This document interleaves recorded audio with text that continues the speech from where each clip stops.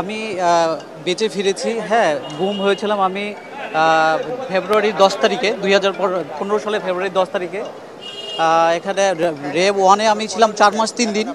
এই 4 মাস 3 দিন আমার ইচ্ছে ছিল যে আমাকে তো মেরেই ফেলবে। আমি একটা সময় বুঝতে পেরেছিলাম যে তারা হয়তো আমাকে আর ফিরে যেতে দেবে না।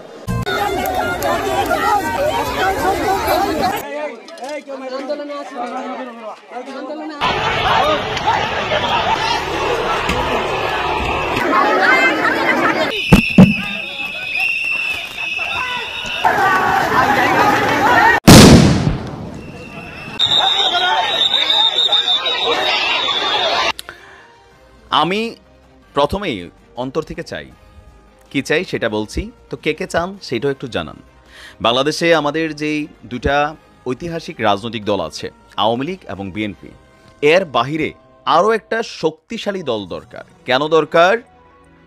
পরিচ্ছন্ন রাজনীতি, দেশপ্রেমের কথা, জনগণের ভালোবাসার কথা, স্বাধীনতার চেতনা, জিয়াউর রহমানের চেতনা, এই যে বিভিন্ন জিনিসগুলোকে কেন্দ্র করে দুইটা দল দাঁড়িয়ে আছে।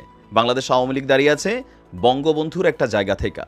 কিন্তু গত 15 বছরে বাস্তবতা হচ্ছে এটা যে মুক্তিযুদ্ধের চেতনা এবং বঙ্গবন্ধু এই দুইটা জিনিসের এতটা বেশি ব্যবহার করছে আওয়ামী লীগ সরকার যে আজকে বঙ্গবন্ধুর যেই শ্রদ্ধা ওজন ছিল সেটা নষ্ট করা হয়েছে।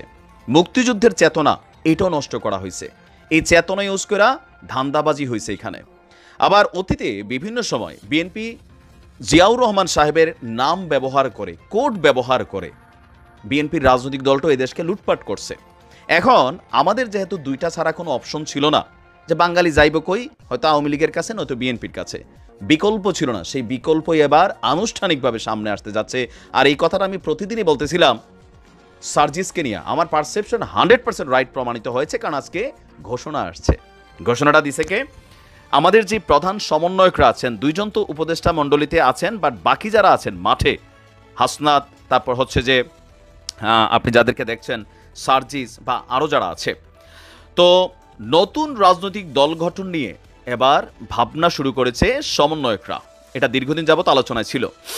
অন্তর্বর্তীকালীন সরকারের যুব এবং ক্রীড়া মন্ত্রণালয়ের উপদেষ্টা আমাদের কি বলা হয় যে যারা আছে, আসিফ মাহমুদ, সার্জিস আলম, উমাম ফাতেমা, সমন্বয়ক হাসনাত আবদুল্লাহ, নাহিদ ইসলাম, তাদের প্রেক্ষাপট থেকে এই বক্তব্যটা আসছে যে 15 বছরের সময় ধরে, বেশি সময় ধরে ক্ষমতায় থাকা শেখ হাসিনার পতনের ঘটাতে সক্ষম হয়েছে।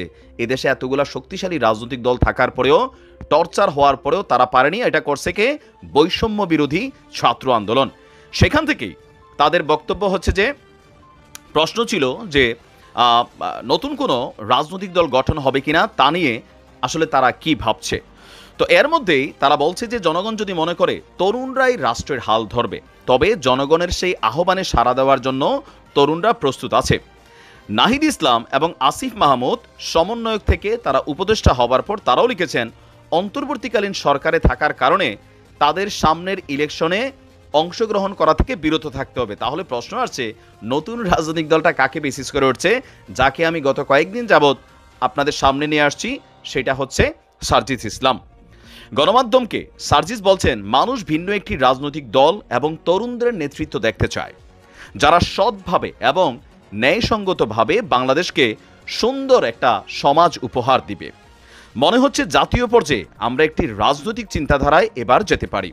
সরকার পতনের পর দল গঠনের বিষয় নিয়ে প্রথম ভাবনাটি আসছে, তারা তখন জানিয়েছে। তবে পুরো বিষয়টি এখনও অ্যানালাইসিসে আছে। কিভাবে, কোন কাঠামোতে দলটা গঠন হবে কিংবা কারা এই দলটার নেতৃত্ব থাকবে, সেই বিষয় নিয়ে তারা এখন আপনার কি বলা হয় যে অ্যানালাইসিস করছে।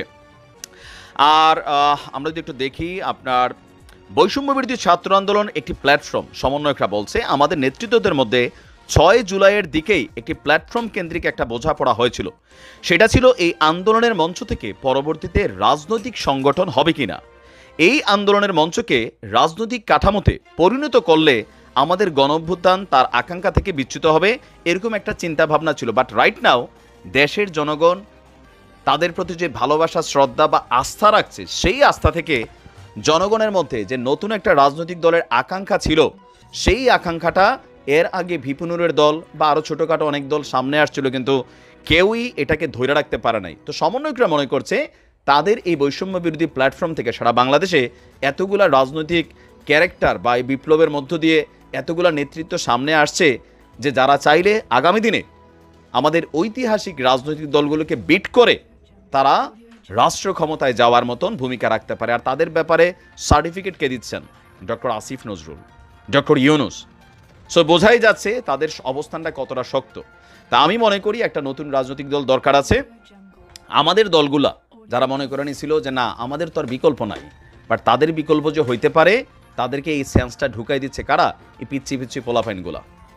যখন বেশি রাজনৈতিক দল থাকবে, কম্পিটিশন থাকবে, মানুষের হাতে বিকল্প চয়েস থাকবে যে তোমরা না, যদি রাজনীতি করো ভালো হয়ে আসো, দেশের জন্য রাজনীতি করো।